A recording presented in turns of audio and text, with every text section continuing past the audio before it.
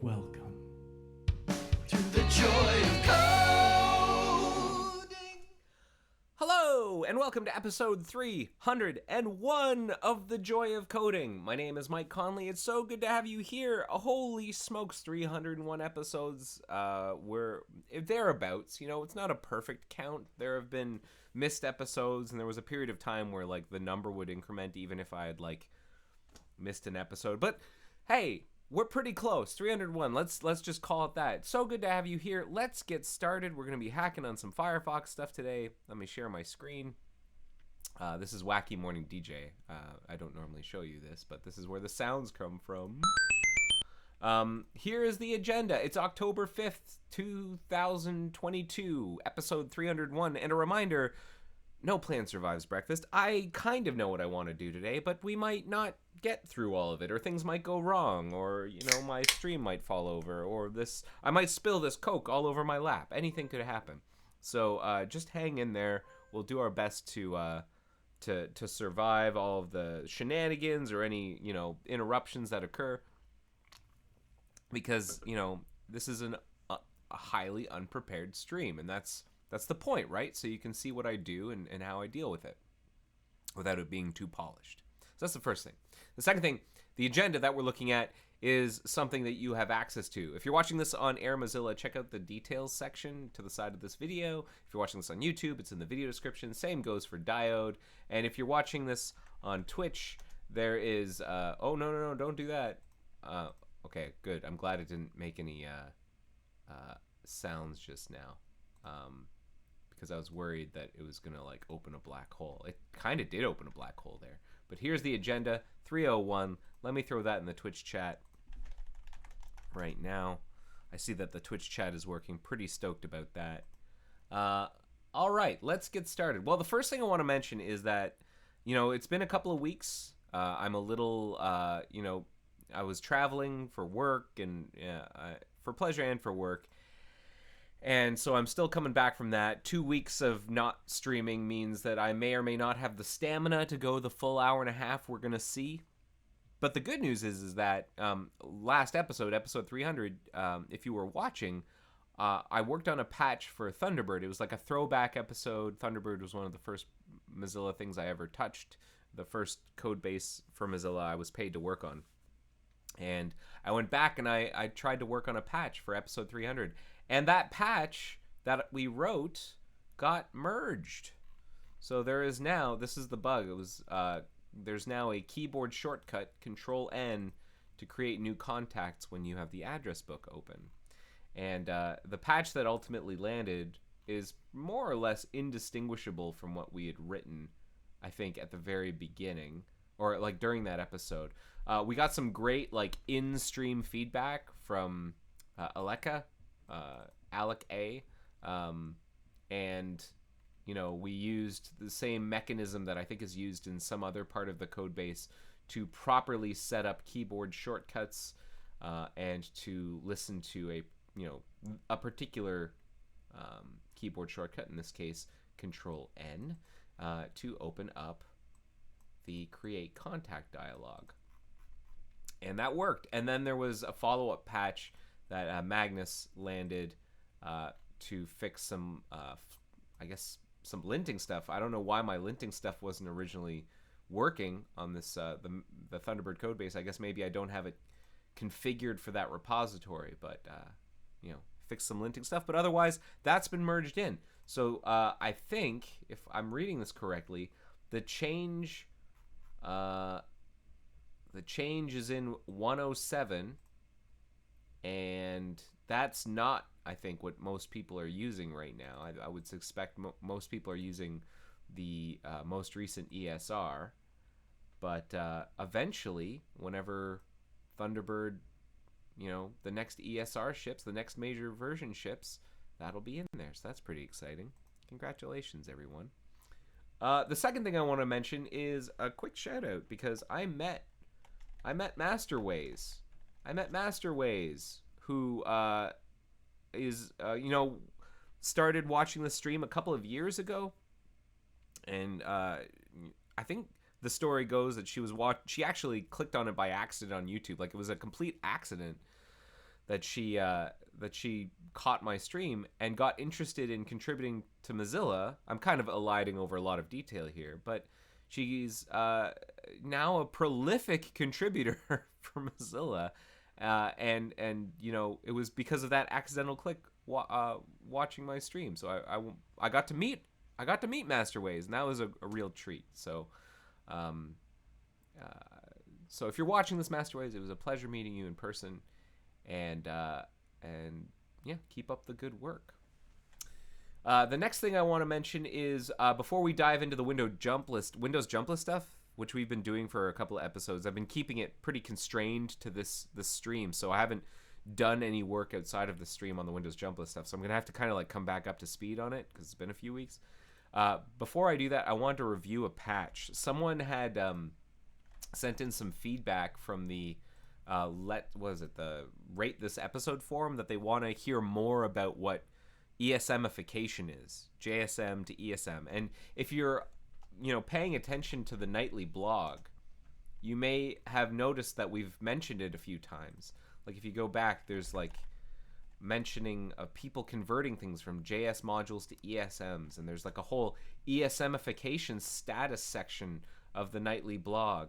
And that links to this web page, Are We ESMified Yet?, which has this very fancy graph showing like, oh, like, what's happening here? What is going on? And I want to address the question that was in the feedback form, which was basically like, what's going on here? And can we talk about it? And I figure this, you know, reviewing this patch is also a good opportunity to talk about it a little bit, because this patch contributes to converting us to ESMs. So, what is a JSM? What's an ESM? You've probably, if you've watched this stream before, or have been, you know, hacked on the Mozilla code base, front end, or you know, maybe you're an old school add-on developer, JSMs might be familiar to you. JSMs that stands for JavaScript module, and you can think of it as like the module system that Mozilla developed before modules existed as a thing on the web. So, for example, I don't know how many people who are watching this remember there used to be something called require.js, and there was also something called common.js. And these were like kind of developed out in the wild as these like module mechanisms. You know, they were developed by people who were oh yeah, Vadimon was going to ask what's the deal with JSMs, ESMs. So yeah, require.js existed, common.js existed. There were all these different sort of competing ways of creating module-like systems on the web. But before all of that, Mozilla had an internal one called JavaScript modules, JSMs. And they're very straightforward. Like, we can look at one right now. If I pull up Sublime here, and let's take a look at, here, Telemetrycontroller.jsm. A JSM is, oh, this is a very short JSM. Okay. A JSM is a JavaScript file that executes not in the scope of a window. Like, sometimes if you've ever written a web page and you've written JavaScript, that JavaScript is usually scoped to the window that you're running in. Or if you're being fancy, it's scoped to a worker if you've loaded the script inside of a worker. And in Firefox, the JavaScript code, a lot of it is, you know, a good chunk of it is scoped to the browser window or the content area that the front-end code is running in. For example, there is JavaScript that powers the new tab page here, and that JavaScript is scoped to this new tab page. But and there's JavaScript that powers the browser window, and that's scoped to the browser window. JavaScript modules are not bound to an individual window. They are these singleton modules. You load them once, and there's only one per process. And you can stash variables in them. You can use it to pass information between windows.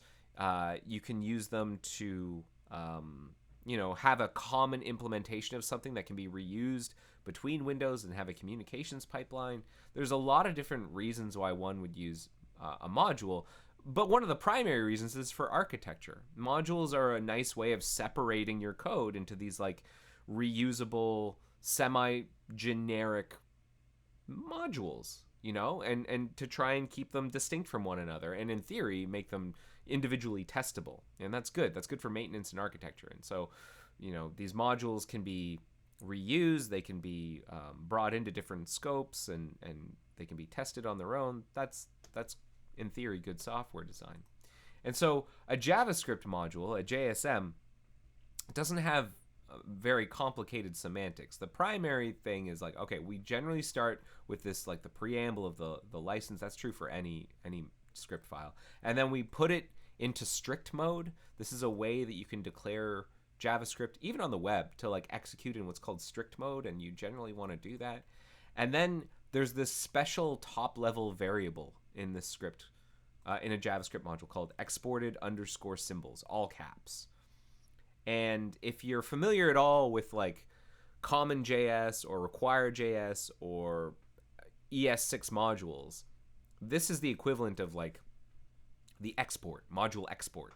You're declaring, okay, here are the things that I want other people who import Telemetrycontroller.Jsm. This is what I want to expose to them. Because you can have like a bunch of stuff. Like you can have all these like top level variables and objects and all sorts of things in the scope of the module. But there's maybe some, you might want to exercise some control over what actually can be accessed by outside consumers. That's good for encapsulation too. Like you don't necessarily want an outside consumer to be able to touch something like is parent process and fiddle with it. I know it's a constant, but like something like var telemetry controller, you don't want that's not a very good example because we are exposing that, but like you might not want some of the things that are defined inside of telemetry controller parent to be overridden or overwritable unless you explicitly export it.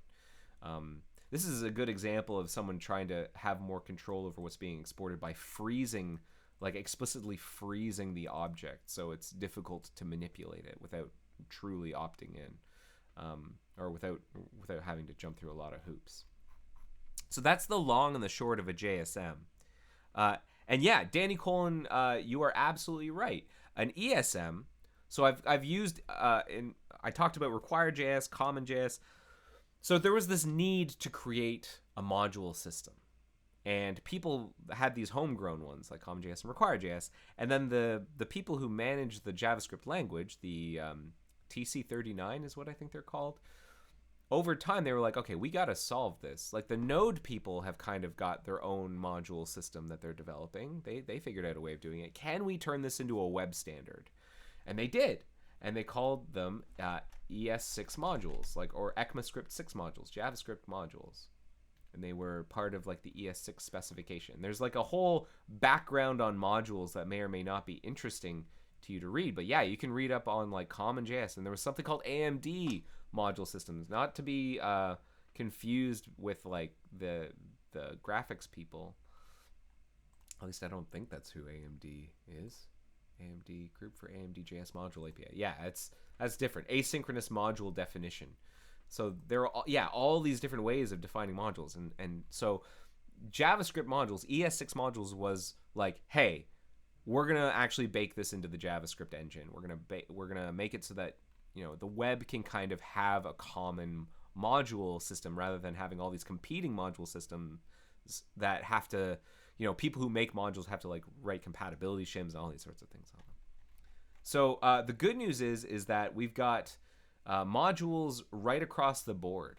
So everyone now understands your modern web browsers understand ES6 modules, and modules in workers is coming. They showed up in Edge and Chromium 80 and Safari 15. They're behind. There's work underway to bring modules to workers in Gecko right now. It's pretty far along. And you can see like even just 6 days ago there was like activity in here. So like worker modules are coming in Gecko and in Firefox. But the long and the short of it is, now that we have this like web standard way of doing modules, why should we have to maintain the old JSM mechanism? That is like a whole different module system, and we've got this new shiny ES6 modules thing, and we've got this weird JSM thing that's very Mozilla specific. Can we can we migrate from one to the other? And the answer seems to be yes, we can. And there are a number of benefits to doing that. The first one obviously is like people don't have to learn a new module system. Now, JSMs are not like wildly complicated, but they are unusual. If you've ever not hacked on Mozilla code and then you start at hacking on Mozilla code, you've probably never heard of a JSM before. And it has to be introduced to you. Whereas modern JavaScript developers are starting to understand what ES6 modules are, ESMs are. Like those are pretty common now. And so the more we can like not have to teach people new things, the faster it is that they can contribute. So that's one thing. We start converging on just web standards. And that's always what the front end of Firefox wants to do. We want to use like web standards where we can. The other thing that's useful is that a lot of tooling that knows what ESM files are don't have to be modified or customized to understand what JSMs are. So, for example, we run a lot of linting tools that are very useful in keeping our code base clean and consistent. And we have had to shim an understanding of what JSMs are into our linters because they're like off-the-shelf linters. We didn't write our own linter. We used like ESLint. And ESLint has no idea what a JSM is, and we have to teach it. And that is a pain in the butt. And we'd rather, and it's also like it means that as ESLint evolves, we have to like maintain this understanding in like this shim basically of, you know, teaching ESLint what a JSM is. And so ESLint knows what ESMs are. So it is very helpful if we can get off of JSMs to ESMs, because then we don't have to maintain that shim. There are also performance opportunities here. Like the JavaScript team is much more interested in optimizing our ESM module flow and our module pipeline, because that is what the web uses. That's where they're concentrating a lot of their efforts, is improving modules on the web. JSMs, not so much. In fact, the people who understand the JSM module system and the whole like back end of it, because it's like over a decade old, it's a small number of people. Whereas the people who understand our ESM module system is much larger. So there's a positive sort of maintenance exchange that we get by converting from, JSMs to ESMs. And that seems to be like the ultimate justification is this is good for maintenance. It's good for maintenance and potentially for performance and for onboarding. So that's why we're doing it. And there's this whole document. If you read the migration document, it goes into some of this and links off to various like answers and questions about like, okay, well, what is a JSM? What's an ESM? You can read this. This is public. I'll put a link to Are We ESMified Yet here. Let me put that in the agenda. And then if you reload the agenda, it should be in there now. Except I want to turn that into a link. So there we go. Let's try that. Come on. That should be a link now. Why aren't you a link? Did I do this wrong? I may have done this wrong.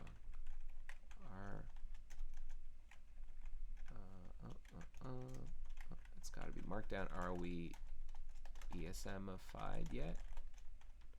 Okay, try that. There we go. So you can follow that link and then read the migration document, look at the meta bug. And there's work to do. There's work to do here. If you yourself, for example, are interested in helping out, there are a number of bugs filed against the meta bug, and there's an instruction guide here on like how to do a conversion. And there's like a really handy tool called Mock ESMify that does a lot of the heavy lifting for you. But this document kind of goes into some of the special things that we need to do in order to accommodate ESMs. So I'm not going to read all through this, but I encourage you, if you're interested, to check this stuff out. It's highly detailed. It's well written. I'm very pleased. Our JavaScript team, who have basically built out that document, built out all the mechanisms that we need to convert, built that ESMify tool, built this dashboard, have basically like laid out this whole buffet table of tooling and said like, okay, go.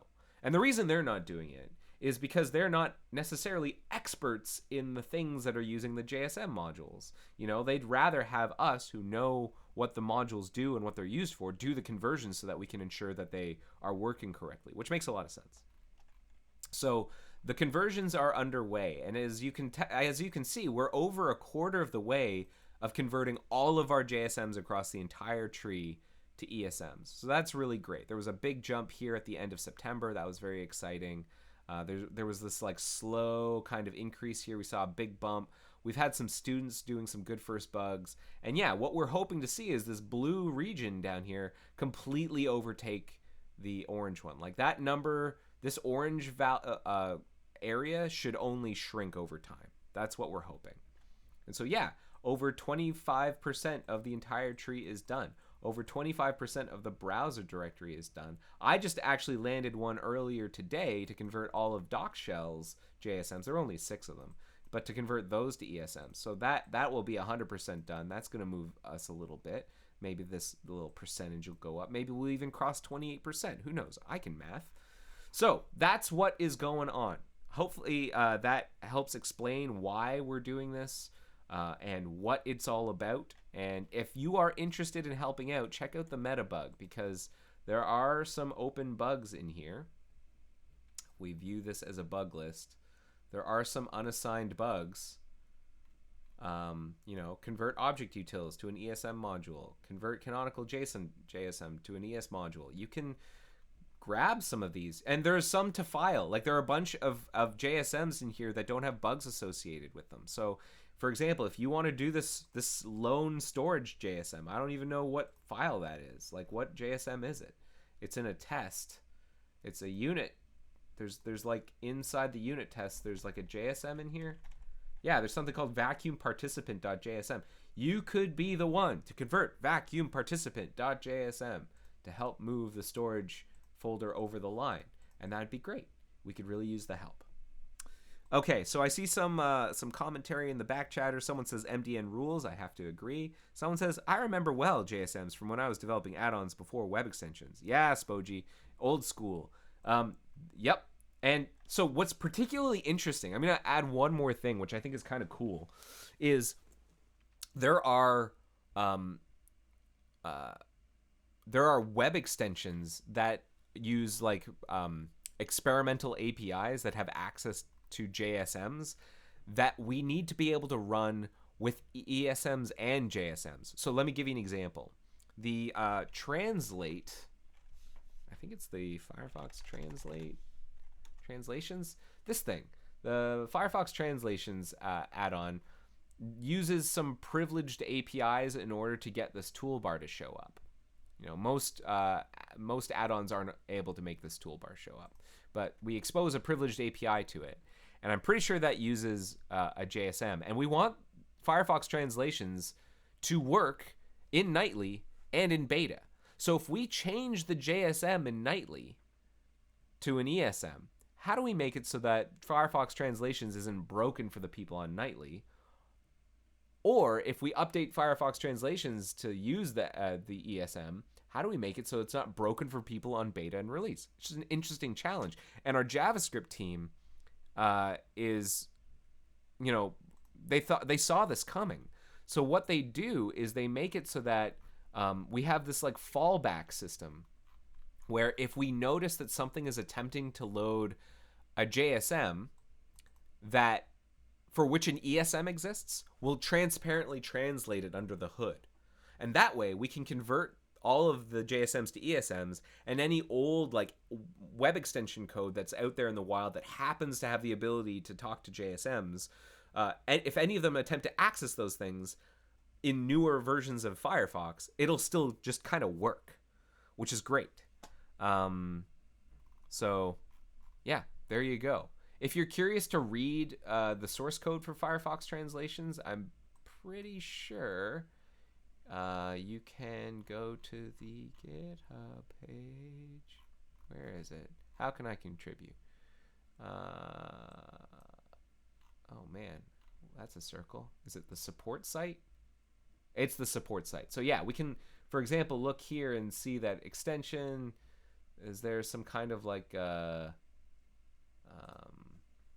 I don't know, some kind of like here's the source code for it anyways. I'm not entirely certain how it's showing that that toolbar, but presumably there will be something inside of like the manifest that talks about any kind of like experimental APIs. Yeah, for the experiments translation bar, controller experiments translation bar, and let's see, translation bar. And the API, does it use a JSM? Does it use a JSM? It does. Extension utils.jsm. So if either, like if and when we convert extension utils.jsm to an ESM, this will still work, which is pretty exciting. Yeah. Now I see a bunch of people talking about getting a toolbar API for web extensions. Yeah. I know that there was, someone's linked to a bug. It's an old bug. Design and implement an API for toolbars. I know there's been like a lot of back and forth about this. There's a lot of hemming and hawing. I will say that our add-ons team is basically heads down right now, not on developing APIs, but to get us ready for Manifest v3. That's where all of the effort is going right now. So there's not a whole lot of time. They're not like twiddling their thumbs, just kind of like waiting for work to do. They are heads down on making Manifest v3 work, so that we can run Manifest v3 add-ons. So that's where the effort's going. Who knows? Maybe when they're done that and they get a chance to breathe, we can start like fleshing out some more APIs, because I know some people are interested in various things like the toolbars API. Okay.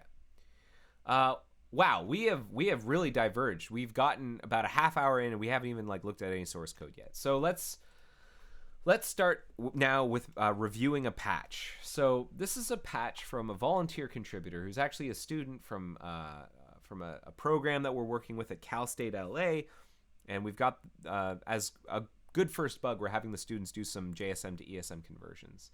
And in this case, the Steven 100-695 is converting the JSMs under browser components migration to ESMs. So that's great. So whenever I'm going to show you how I review patches, just in case you're interested. I like to review the bug first. Now I happened to file the bug. Yeah, Zombie is definitely doing MV3 stuff. Yeah, all of them are. Luca, Zombie, Rob Wu. There are a bunch. Like I'm 99% sure that that's where all like web extension API engineering time is going right now, is Manifest v3 work. So there's no time right now to implement any other APIs because we have to get Manifest v3 working. Okay, so, but that doesn't prevent you, for example, from building out experimental APIs. You can build out an experiment API, and if you're not sure how to do that, there's an instruction guide here on how you could attempt to design something like a toolbar API that you could like, you could submit an idea for. Like, if you've got a design for a toolbar API, for example, you could implement it as a web extension experiment and, put it up there as a conversation piece. Who knows? Maybe you can help influence the direction.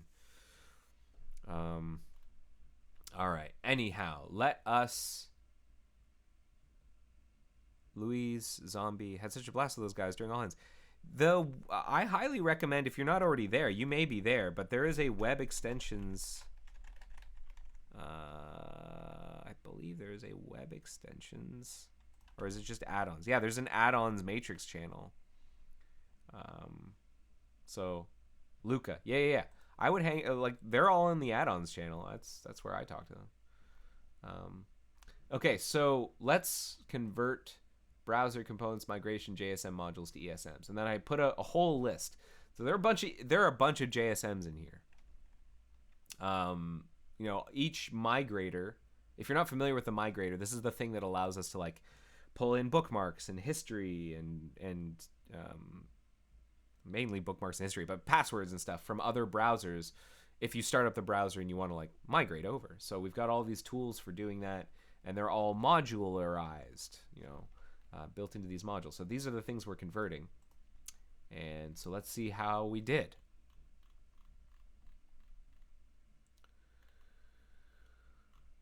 So it's a bunch of, unsurprisingly, it's a bunch of renames. We don't want to create new files. We want to rename the old files. And note that we don't just call them like ESM as an extension. We use, it seems like the world is converging on MJS as the extension for a module. And we also put sys before MJS to indicate that it's running inside of privileged scope. So that is the convention that we're going with. All right. So a lot of renames happened, and then 360 SE migration. I'm not even sure what 360 SE is. Is that Q? Is this an old browser that I've never heard of? Yes. Yes, this is a browser apparently that still exists. It's been heavily sanctioned. All right.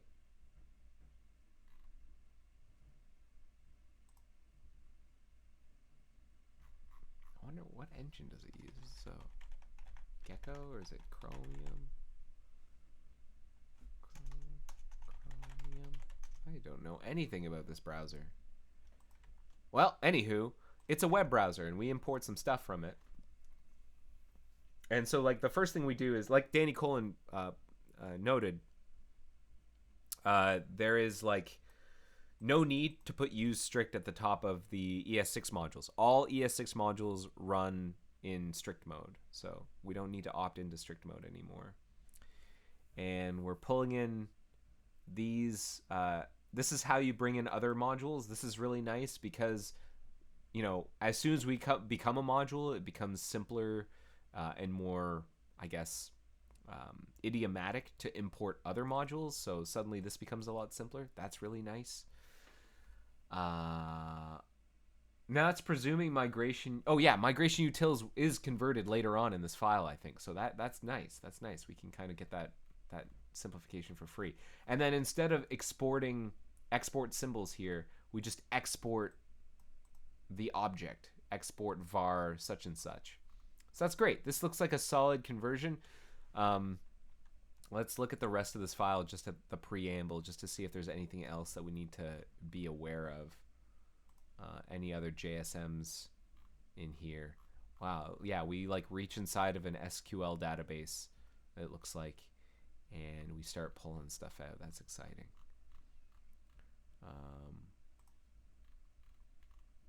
So, okay, that looks like a solid migration. Now, like that's not very complicated, and that's the nice thing about this whole migration thing is that there's not a whole lot that needs to change about the actual scripting itself. It's just the preambles and the imports and the exports that need to be updated. So I think that looked good. 360 SE migration utils look good. Chrome macOS login crypto. I don't even know what this does. It's a class to handle encryption and decryption of logins stored in Chrome/Chromium on macOS. Okay. And so once again, we're changing how we're doing imports and the export here. And I guess we figure out how they do salty salt. What the heck? Is that? No.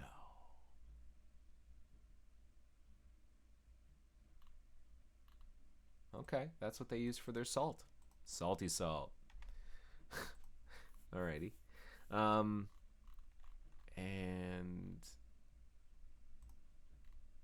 let's see, is there anything else to convert? It all looks like pretty straightforward. Yeah, we just export the one thing. Okay, Chrome macOS login crypto looking good. Not much work. I hear SLOC change stat goes burr. I'm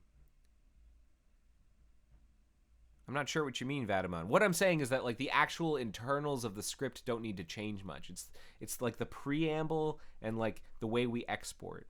And thankfully, there's not a lot of manual effort required for the most part. Like the mock ESMify does a lot of the heavy lifting. So there's like a little bit of manual effort that must be applied. But for the most part, we get away with doing a lot of this in automation. So I was feeling pretty good about those login crypto utils things. Let's look at Chrome migration utils next. Same thing. We're getting rid of use strict. We get to import xbcom utils this way. Unfortunately, we still have to import app constants this way. I think app constants is still being converted. It's not yet been converted. And we have to what's going on here? Migration utils. Oh, right. Migration utils needs to be imported in a different way. That's nice. This is for some reason still using OS file. We should probably stop doing that at some point. And then this big old object gets exported, and that seems okay to me. All right, Chrome Profile Migrator. Another rename. Yep. Thanks. Looks good. And then this is how you do like multiple imports from something that exports multiple things. So that's nice. And then ES module getters, they get moved from Chrome migration utils and 360 migration utils. Those get put up here. That's very nice. That's exciting. And then we are exporting the one thing, the Chrome Profile Migrator. And then we like just flesh out the prototype with a bunch of stuff because this is how we used to do classes. There's a global function here, but I guess that's not used externally. Same with this one. Okay.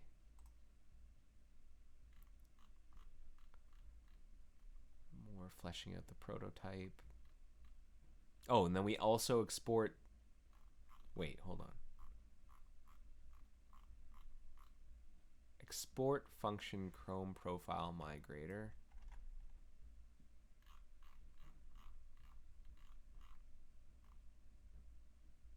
Oh, and then Canary Profile Migrator, and then Chromium Profile Migrator. Okay, so we're putting it all in the same place. I see. So they're very similar. We just like we subclass the Chrome Profile Migrator to create the Chromium Migrator as well as the Canary Migrator.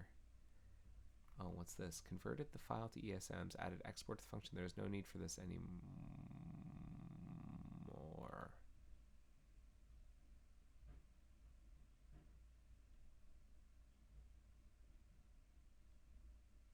What were we doing before? If we were on Windows or Mac OS, we would then export the Canary Profile Migrator. So if we were on Linux, we wouldn't expose the Canary Profile Migrator. Export the function. So now we've changed the behavior because we're always... See, this is like, it's not supposed to be available on Linux. That's interesting.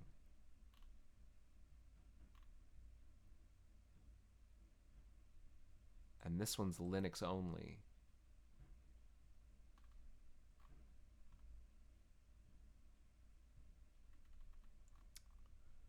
So that's interesting.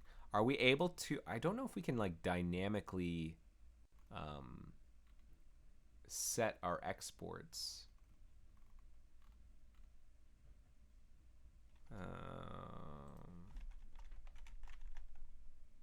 Dynamic import is not available.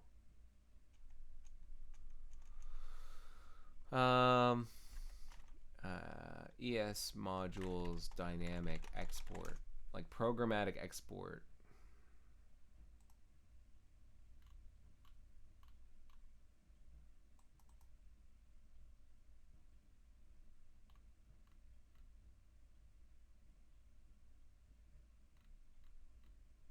All exports are static.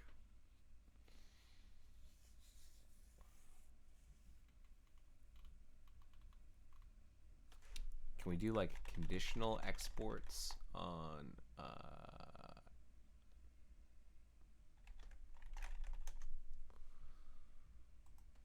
Conditional export. Export should be static.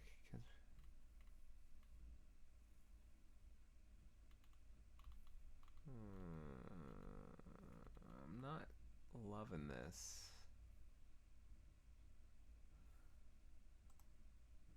Okay. Well, because let's go back for a second here.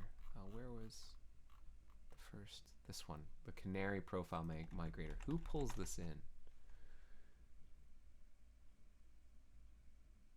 I see.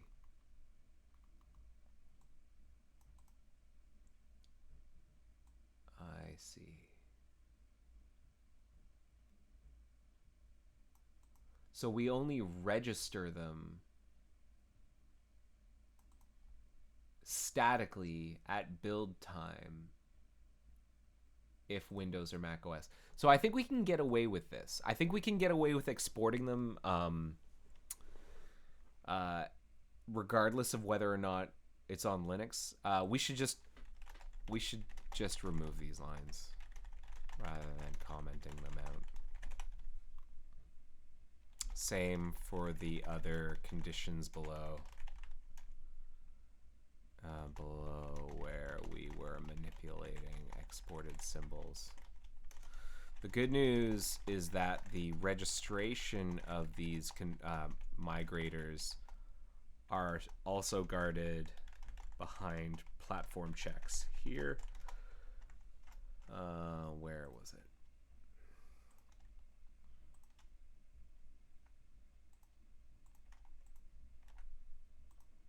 Oh, I should make that a permalink.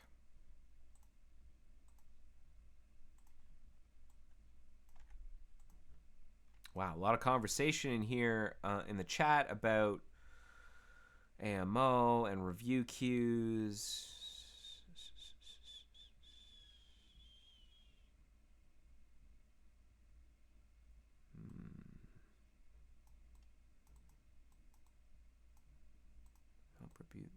Yeah, Danny Colin, your identification of Uhis, I think I'm pronouncing his name correctly. It's a good call as someone to at least ask to get a sense of it. I know that the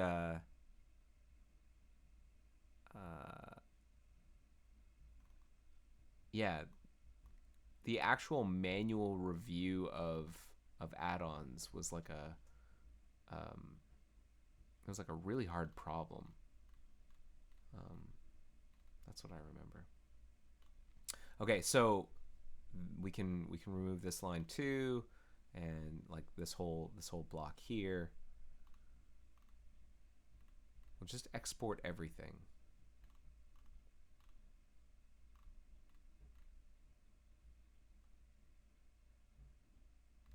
Okay.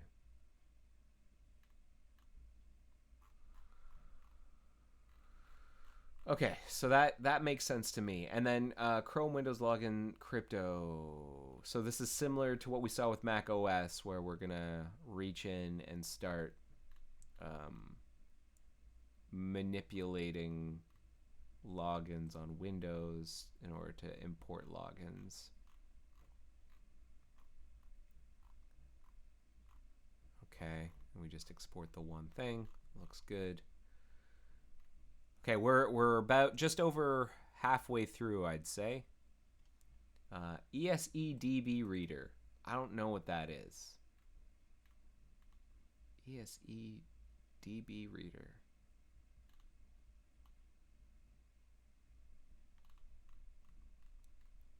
Kernel related types. Holy smokes. And then yeah, it looks like we're using JSC types to read something.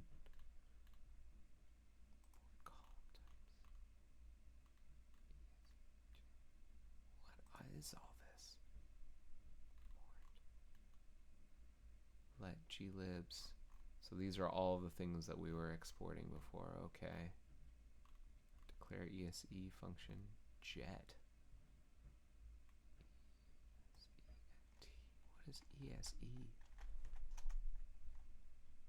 Extensible storage engine.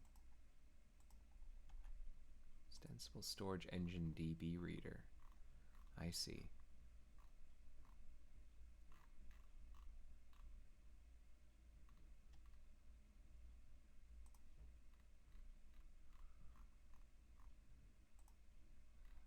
Presumably this is something from Windows that we need in order to read databases or something, some storage. Okay. And we export a lot of this stuff for testing reasons. The DB reader, ESE kernel, glibs, column types, declare ESE functions, and load libraries. Okay. Okay. Seems okay. Edge profile migrator is next.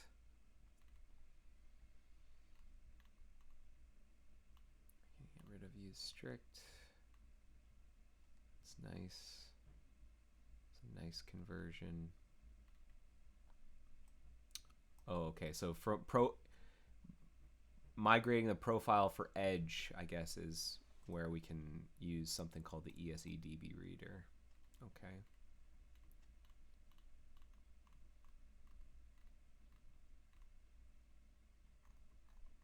And what do we use it for? I'm just really curious now. ESEDB reader.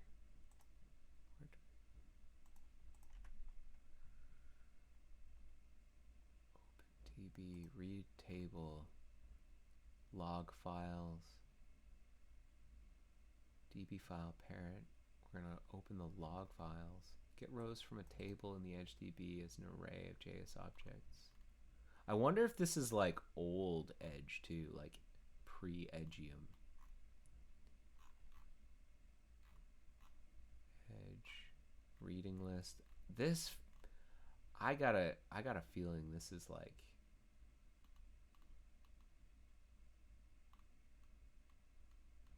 this is reading it in from old Edge.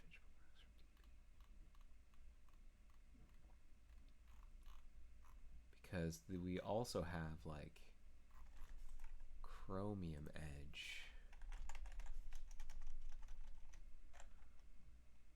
And do they have Chromium Edge? Yeah, there we go. That's in here. Chromium Edge.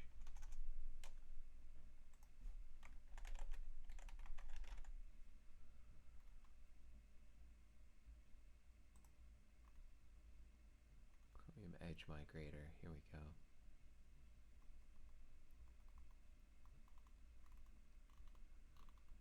So yeah, all of these browsers, I guess, 360 SE Migrator, they're all built on top of Chromium, so we get to like reuse a lot of the same stuff. Okay. And so this presumably is for old like Edge HTML Edge. Moment of silence. Pour one out. Okay. Makes sense. Makes sense. Okay. Firefox profile migrator. This is if we're bringing in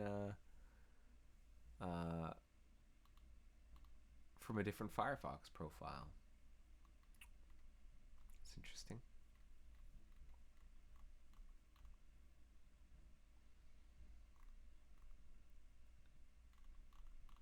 Not a whole lot going on there.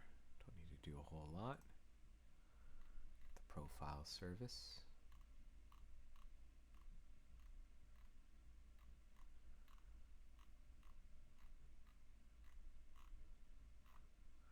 Okay. IE profile migrator. Old Internet Explorer. So, yep. Yep. Migration utils gets to go.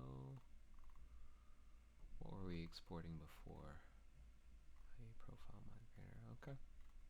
Makes sense. Here's that MS migration utils. Yes. Yes, makes sense. And then migration utils itself,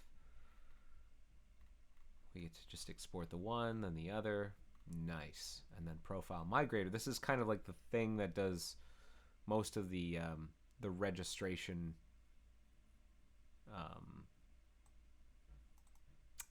This basically registers the XBCOM component.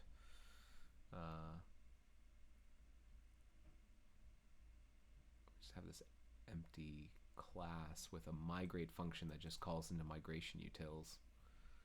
Okay. Okay. Seems okay to me. Then the Safari migrator.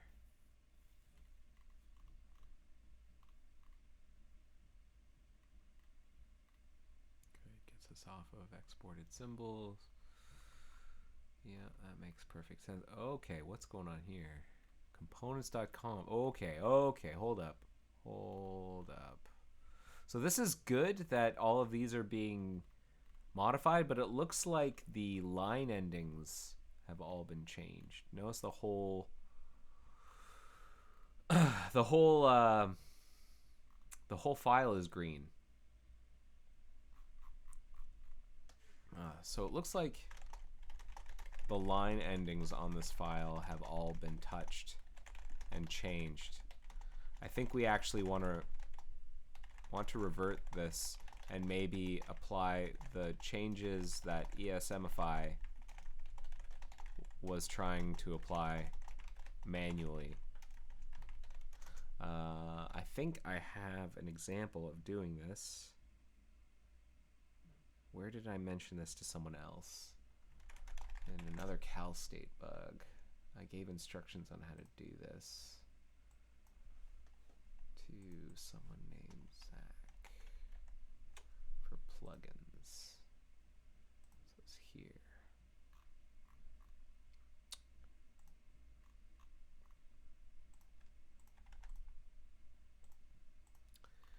There are instructions here on how to go about doing that. There are instructions here on how to go about doing that for a different kind of file that you can reuse here, that you can modify for this file. Yeah. All right. But otherwise, like, the changes in here make a lot of sense. We're now no longer pulling in Jsms, we're pulling in these ES modules. That's how that works. So it's like we go through a different module loader. Good stuff.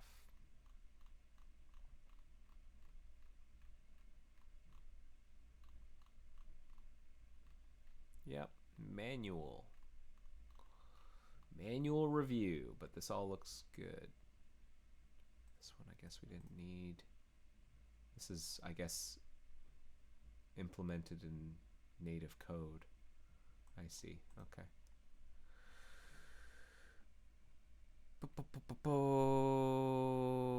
It is possible to tell Git to keep modify line endings without doing it manually, but I forgot it's more about local copy or repository copy. Good question. I don't know. This looks right. This is how we're going to bring in the MJS. Okay, here's another one, a moz.build file. And I think that's similar to the, like this one over here. Okay, so similar line ending problem that I think we're going to have to solve manually. As components.conf, I think we have to solve manually. Please see such and such for guidance. And then that all looks good for tests. Import ES module, yes. Import ES module, yes. Yeah, that looks good. Bring in those ES modules. Scroll password. Yep. And these are those DB things that are being tested. Okay, cool. Okay, request changes. So thanks so much. Always thank your contributor. Thank you, Steven. This looks great. Just some line ending issues and some dead code that I think we can remove. Please see below. All right, and that's the review. All right, moving right along then. I wanted to get back to this Windows jump list stuff. Let's see how far we can get. So I've I kind of have to get my brain back up to speed. That's the unfortunate thing about how I've been doing it just during the stream, and I just took a 2-week break, and then the week before that I worked on Thunderbird. So it's last time I worked on this stuff was in August. So let's I'm gonna have to get my brain back up to speed here. Let's start by copying our to-do list over. And how far had we gotten? We'd gotten rid of some things. We made some things return promises. We're going to now make set app user model ID also return a promise. Okay. I rebased everything. I rebuilt it. It seems to build. Wait, did I build mock-moz regression? I'm certain I built. Yes, I built. Okay, good. I was about to say, like, that would be such a waste of your time. Just sit here and watch me build. Okay, so what we're going to do is we're going to migrate set app user model ID, make it return a promise. It's the same idea as before, where, you know, we were doing... basically it's the same moves. So we're going to say, okay, implicit JS context, this thing is going to return a promise. It takes a string. That means we have to update both the I don't know actually if we need to update the header. We will need to add some kind of helper. That is sort of the model that we've been using. We might be able to simplify that later on with some lambdas, but for now we're going to use a helper. And the other thing we need to do is change the signature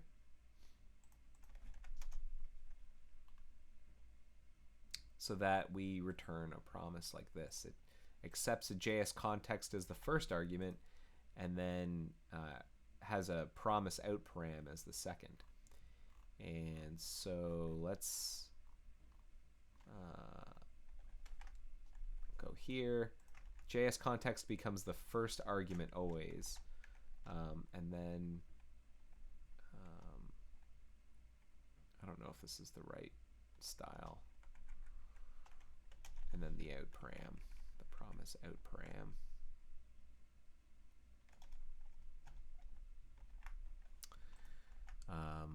I suspect that our linting plugin will fix that. And then the actual returning of the promise, it would be helpful actually if I could open 2 copies of this.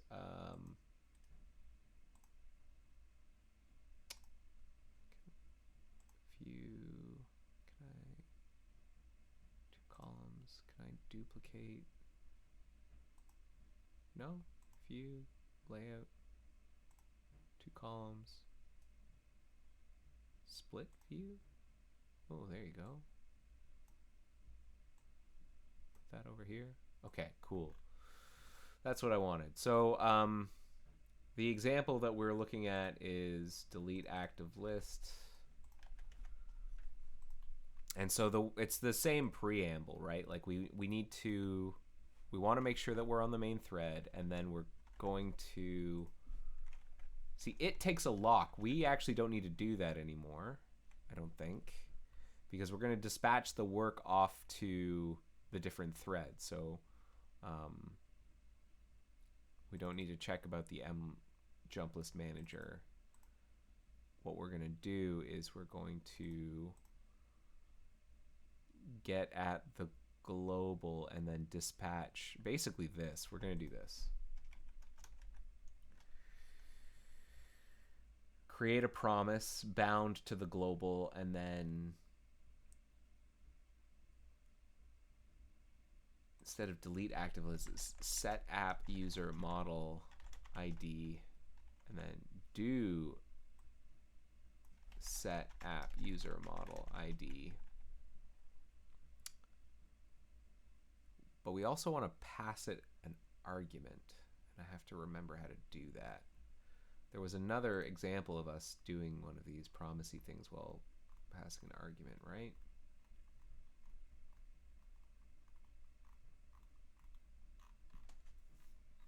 really.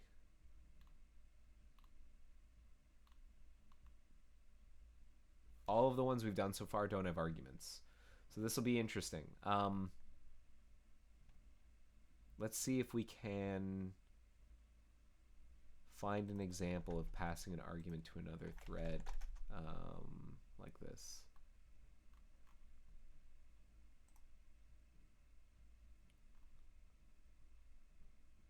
Nope.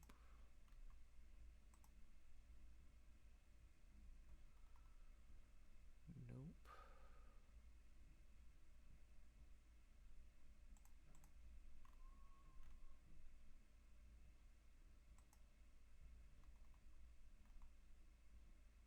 This might be it. So synthesize native mouse event does take a series of arguments. And so you tell it, okay, here's the signature.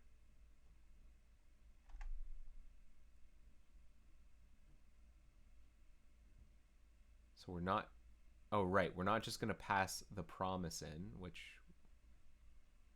we've been doing. Ref pointer promise. How does that work? So we do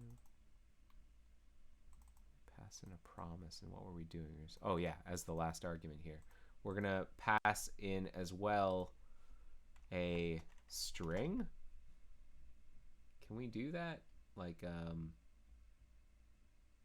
is there an example of us doing,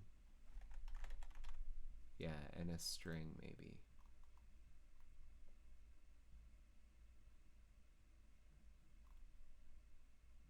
A string and a string. Okay. Characters. So I can just put a string here, I think.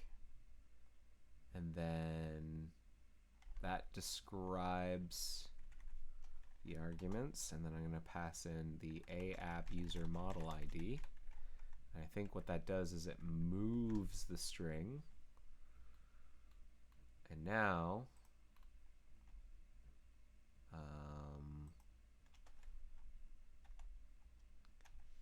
we're going to actually have our do method here. Void jump list builder do set app user model ID.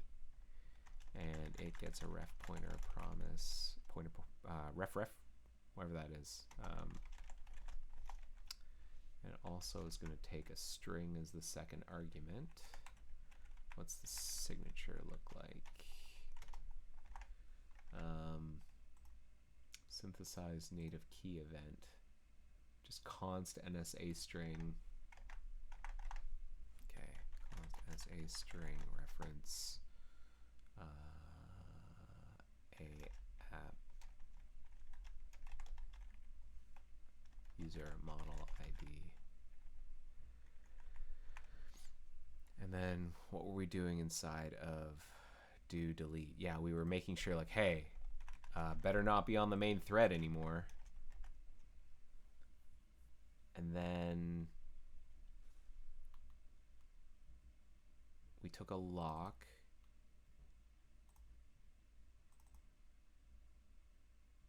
We're rejecting. Oh, I see. We have an error handler here with a rejector.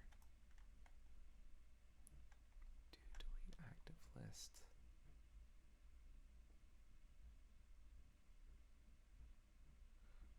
Right.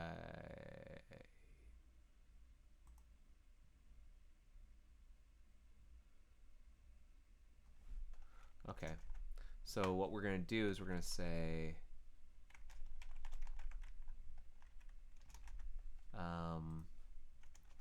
similarly,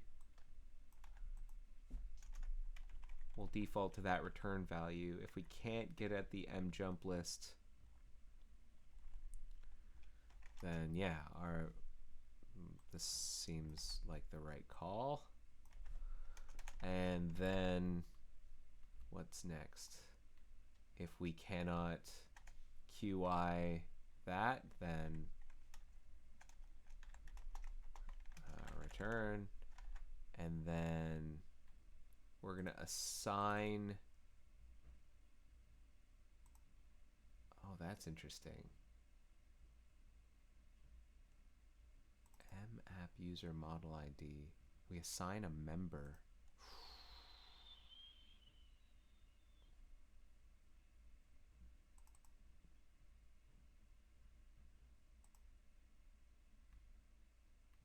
What do we use this for?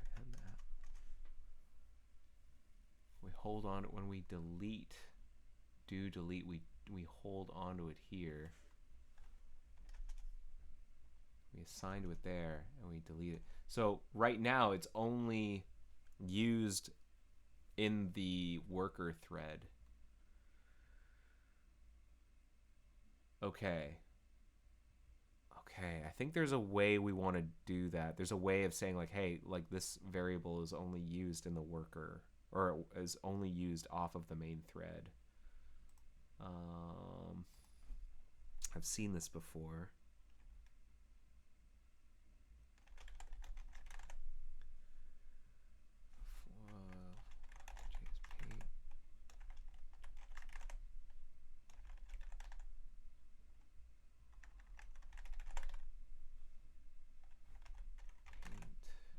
Background parent.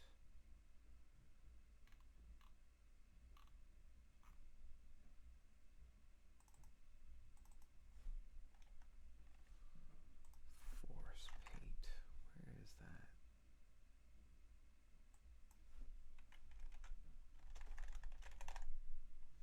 Maybe force. There's like, where is this paint stuff? It was like under JS interrupt. JS global content parent. Process hang monitor. That sounds familiar.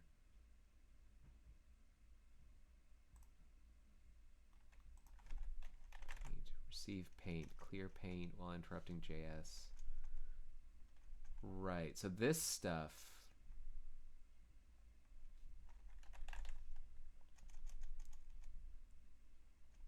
Takes locks. Paint while interrupting JS active.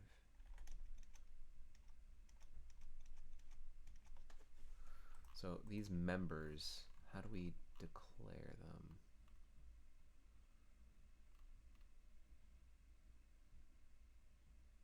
Guarded by.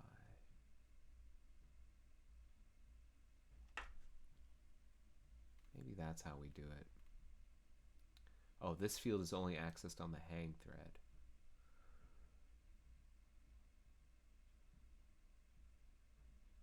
Maybe it's sufficient to simply document that. Feels a bit weird.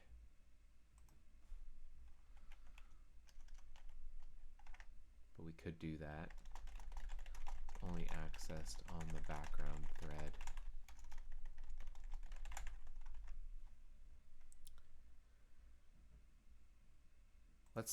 Let's just use that for now, and keep going. So we assign, and then we call jump list manager off of the main thread, and then we're going to release the error handler.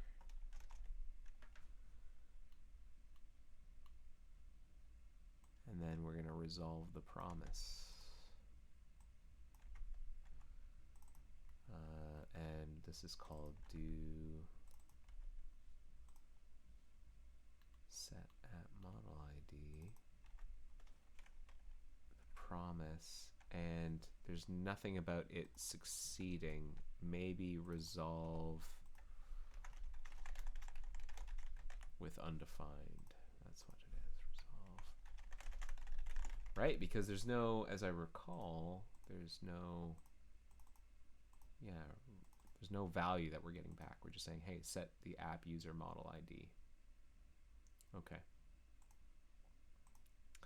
And now we need to declare this, this helper.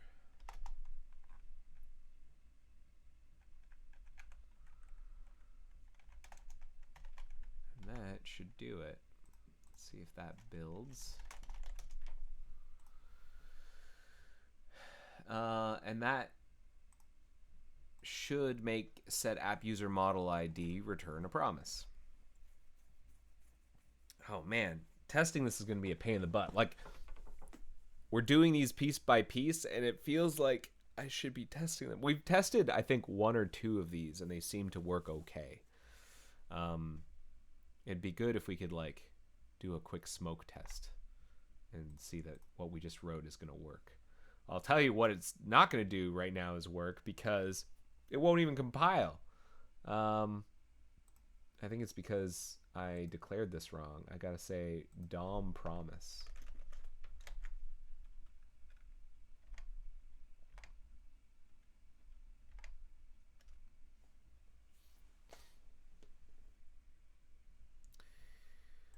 What's after this? We're gonna make add list to build, commit list build. Maybe we can get all of these done, and then maybe then we can like update all of the callers and then see what happens. And then we can remove our locks and monitors, since all of the interactions happening off of the main thread. We can remove all of the locks and monitors, and then maybe we can clean up and get rid of all those helper methods in place of like some lambdas. That might be helpful. Might make it more readable. Wow, what's going on here? This build was supposed to fail, so let's try it again. Yeah, hope a clobber's not needed. Hey gang, while we're waiting for this to compile, I was just curious. I wanted to put feelers out there. Any questions from the crowd? I think there are some people watching this, at least a couple. Any questions that people have about the code base or, Firefox that I can try and answer? I'll do my best. No promises that I'll have any answers for you, but if you have any questions, drop them into the chat.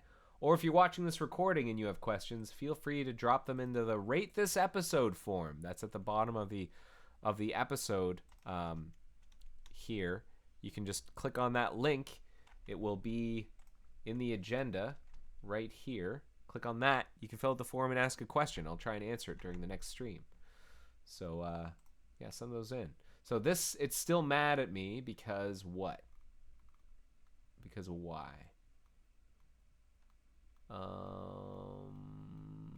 Quit moving. Error. Too many template arguments for class template store. Oh, did I? I put it in the wrong. Gang, I did it wrong. Up here where we're like declaring this method that we're dispatching to off of the main thread, I put this in there and it should be like that. New runnable method. There we go. So try that instead. A general question, Vadamon asks, what's the advantage for you as a browser dev to migrate to MV3 for add-ons? For me as a browser dev, I don't feel it at all. Like as someone who works on Firefox desktop, for the most part, I don't think there's much advantage for me as a developer. Directly anyways.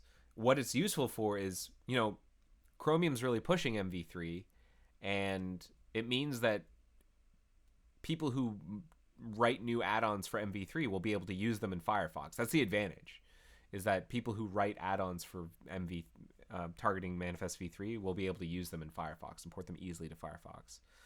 But for actual browser development, the only advantages I can think of is like as people write more and more MV3 add-ons that might be useful for browser development, maybe that's useful for me. I can't think of any huge advantages off the top of my head, except, okay, there might be one.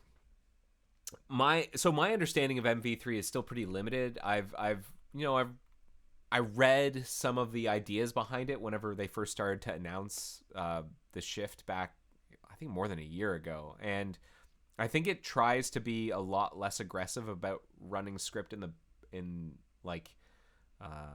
at all times. Like it's almost more like a service worker where your script will wake up and your add-on will wake up and go to sleep. Like it doesn't have background scripts anymore. It's more like, hey, you will periodically get woken up to do a thing and then you'll go back to sleep. And that's good for resources. That's good for resource utilization. I think, at least in part, that's where the Chromium, or the team who's designing this, is coming from, is like resource usage. And so there's an advantage there, you know, of like users don't have to, their web extensions won't consume as many resources. Poorly written ones, for example, won't have a harder time consuming too many resources. I think that's the hope. So as a browser developer, I guess that's a plus. I don't know if that's answering your question. Error. Out of line definition of set app user model ID does not match any declaration. What? Did I change the signature somehow? Set app. Oh, right, because what are you expecting?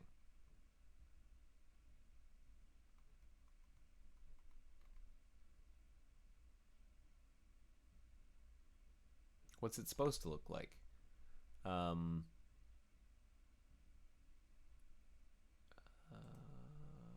returns a promise, takes a string, has an implicit JS context. Let's take a look at the generated header, see if we can suss out what it's actually supposed to look like. So the generated header will be in the objdir. This is what I do whenever I can't figure out what it's supposed to be. I think it's, what one do I want? Obj default. What is my objdir? What is my objdir? Obj default. I could probably reclaim some drive space by getting rid of some of these objdirs. All right, see obj default, and I'm gonna find jump list builder.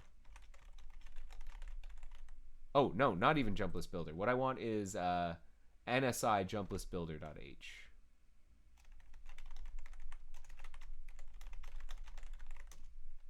So somewhere in there.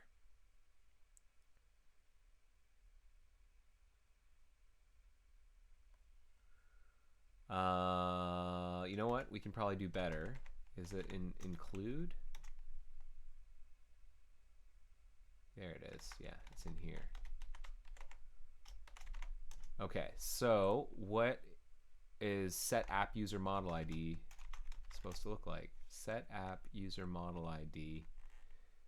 String, then context, then promise. Okay. So the JS context isn't the first argument. My bad. My bad. And then I saw another error in that build foo about some usage being upset. Something in here calls set app user model ID somewhere. Or something calls set app user model ID.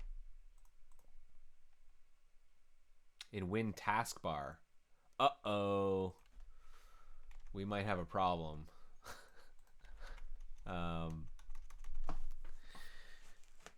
Oh, well, it just kind of throws it away. So, oh, I don't have a JS context here.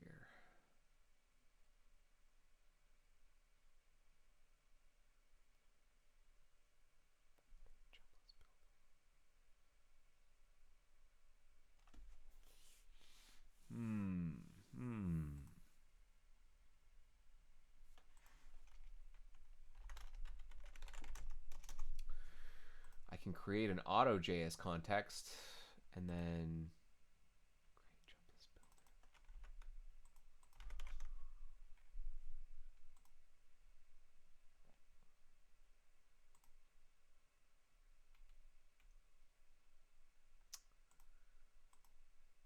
Looks like the promise,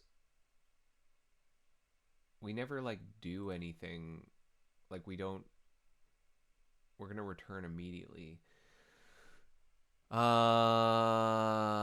what I wonder what we can do here is we can create an auto.js context somehow, and I seem to recall there being, what's the page icon protocol handler? I did this relatively recently. JS context.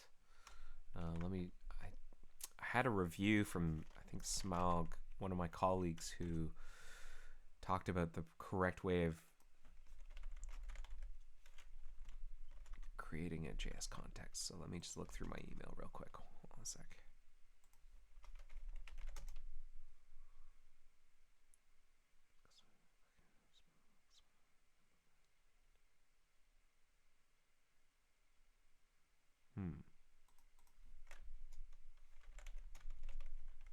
Fabricator.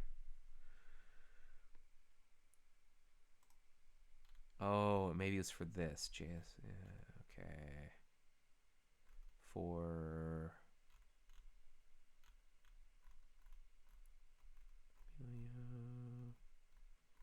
set wireframe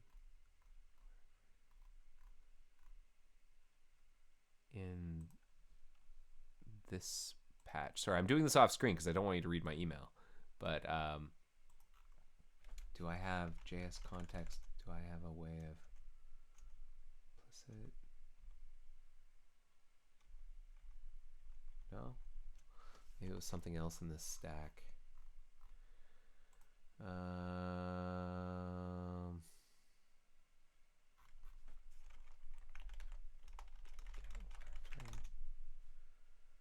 Get wireframe. Session history entry was doc shell. Document. Something about JS context. What's the right way of doing it?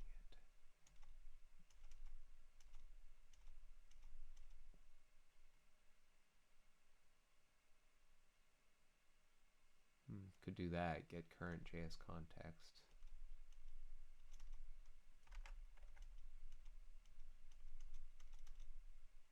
Auto, could just do it that way. Auto JS context. Is that the way to do it? Auto JS context. Not too many examples. Let me just check my email real quick again. Hold on. Looking for auto JS context. Auto JS context.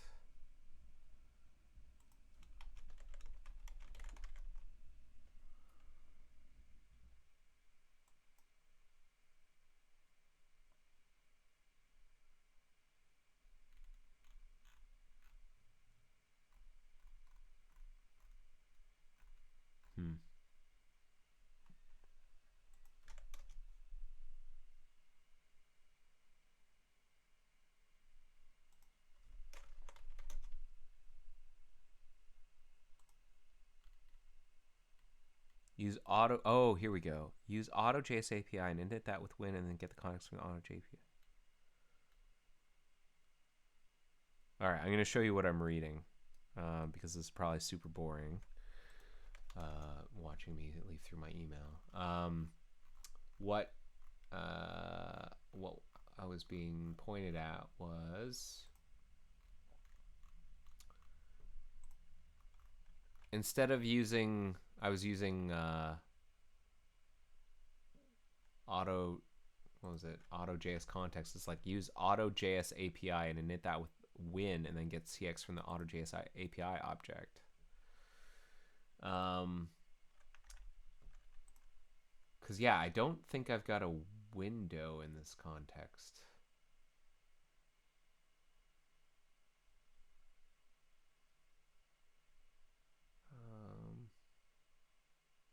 CPP window. Let's do some sniffing around. Windows and JS context.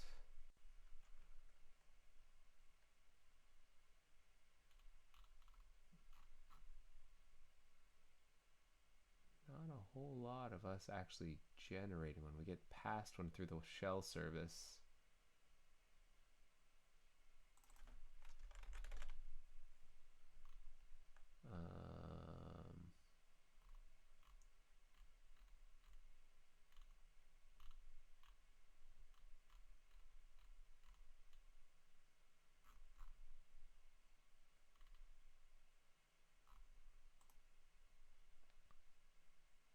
Maybe we can just put an auto.js context on win taskbar on this one.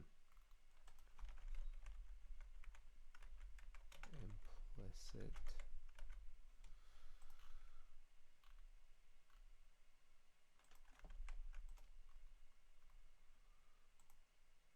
create jump list builder.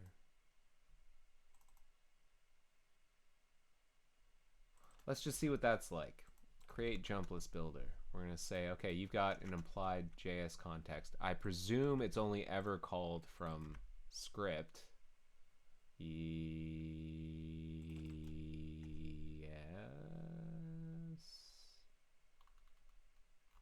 Yeah, it's only ever called from script. So we're going to say implicit JS context.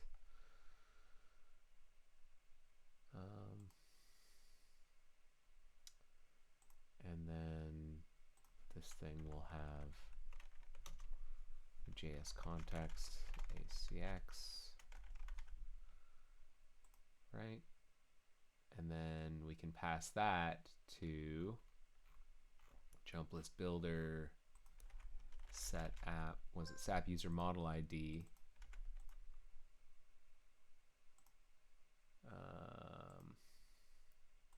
As the second argument. ACX, and then we're going to get this out param, the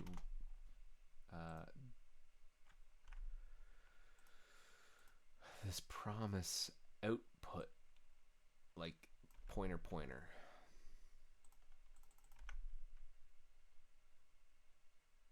Is there an example of us?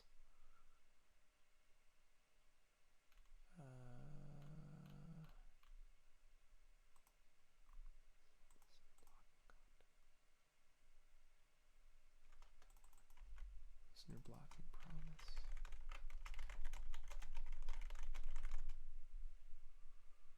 Getter add refs promise. Got it. Ref pointer promise.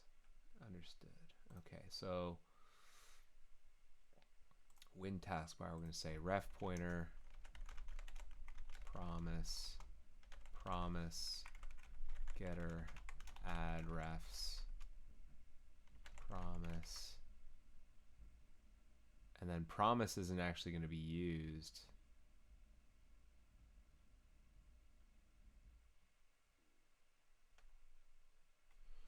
How do we say, like, unused?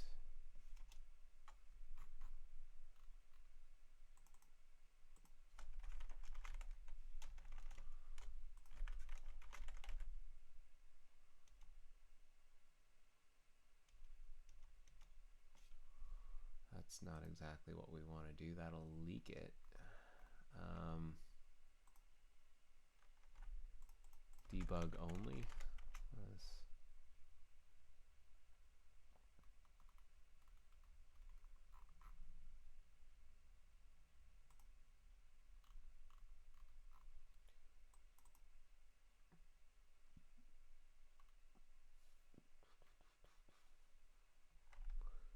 That's not quite it.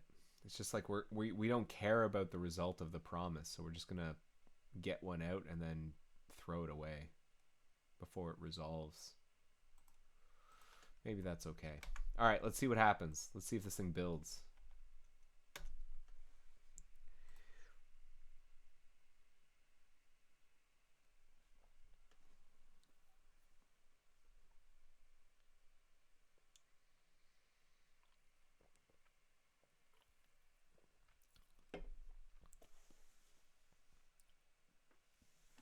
Linking.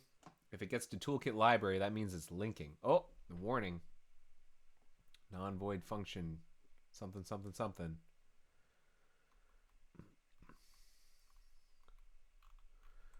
It hates it. Okay, what's going wrong here? Let's read closely. Okay, non-void function does not return a value in all control paths. That's not good. So jump list builder 165. Is this from? Oh, I see. Yeah, set app user model ID. Then we're gonna say return as. Okay, so we want to do that. And then what was the other problem? Out of line definition of create jump list builder does not match any declaration of Mozilla widget win taskbar.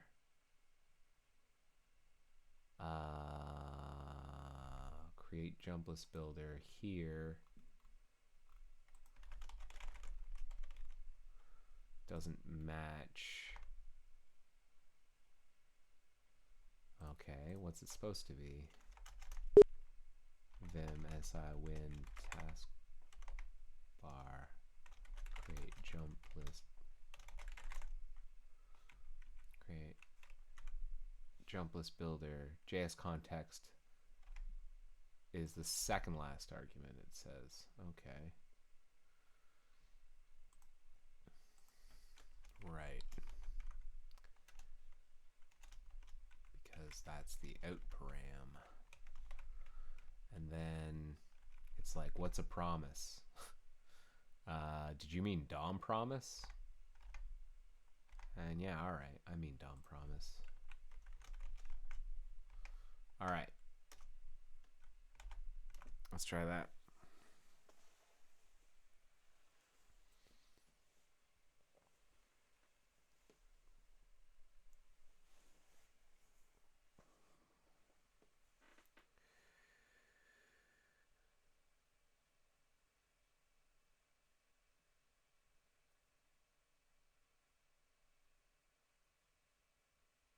Still mad. Member access into complete type. There was a forward declaration, but it doesn't actually know what a promise is inside of taskbar preview. Okay, so I actually have to import promise, I think. Was it DOM promise? Mozilla DOM promise.h. Okay.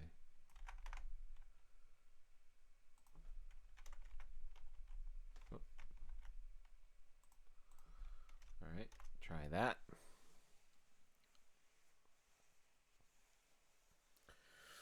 Moon River, something better. Gonna import DOM promise. Blah blah. Blah blah blah. Blah blah blah. We're getting further than we've ever gotten before. I think I'm gonna commit as soon as it's linking. It's linking, everybody. Now remember, just because it builds doesn't mean it works. It just means that the compiler's happy with it.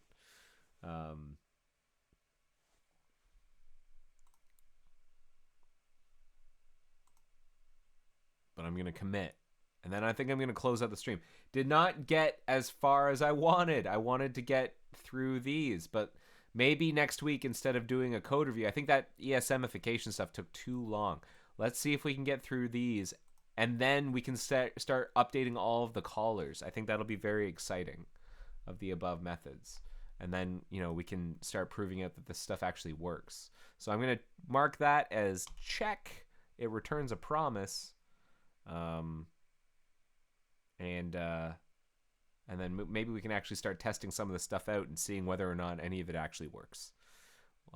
So fingers crossed. Hey, thank you so much for watching episode 301 of The Joy of Coding. I hope that was interesting. Let me know what you thought. Click on the rate this episode link in the agenda, and give me your thoughts. You know, did this? What'd you think? I read everything that comes in. Am I moving too fast? Am I moving too slow? Should I answer more questions? Should I just focus on one thing rather than doing multiple things? Was the review boring? Was it interesting? Let me know what you thought. I want to read it. I want to hear about it. I will be back next week with episode 302. So until then, courage. Hey, take care, everybody. Thanks again. Oh, I didn't realize I've had this this thing's been wide open this whole time. That's embarrassing. My bad. My bad. There we go. The camera's been moving on me. Thanks again for watching episode 301. Have yourselves a great week. I will see you next week with episode 302. Take care, everybody. Bye-bye. The joy of coding. See ya.